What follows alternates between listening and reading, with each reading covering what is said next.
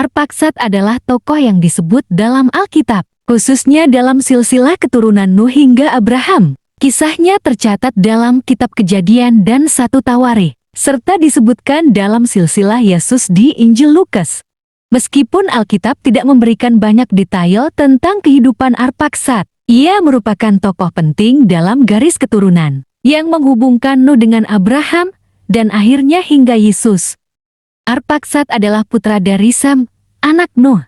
Ia lahir setelah peristiwa air bah banjir besar yang menghancurkan dunia pada zaman Nuh.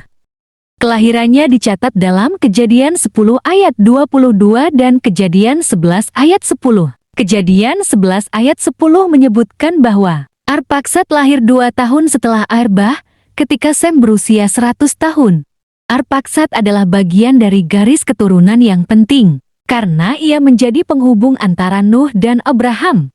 Silsilahnya adalah sebagai berikut: Nuh, Sem, Arpaksad, Selah, Eber, Pelag, Rahu, Serug, Nahor, Terah, Abraham. Garis keturunan ini menunjukkan bagaimana rencana Allah untuk memelihara umat manusia melalui keluarga yang setia. Nama Arpaksad memiliki arti yang tidak sepenuhnya jelas. Beberapa ahli menafsirkannya sebagai penghuni perbatasan atau penyembuh. Namun, makna pastinya masih diperdebatkan. Alkitab tidak memberikan detail tentang bagaimana Arpaksad menghabiskan hidupnya atau bagaimana ia meninggal. Namun, Kejadian 11 ayat 12-13 menyebutkan bahwa Arpaksad hidup selama 438 tahun dan memiliki anak-anak, termasuk Selah. Setelah itu, ia meninggal. Seperti kebanyakan patriark bapa leluhur pada zamannya. Arpaksad adalah bagian dari silsilah Yesus yang tercatat dalam Lukas 3 ayat 36.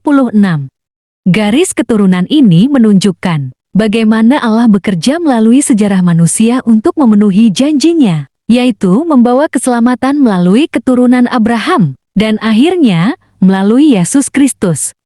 Meskipun kisah Arpaksad tidak dijelaskan secara detail dalam Alkitab, perannya sebagai penghubung dalam silsilah suci menjadikannya tokoh yang penting.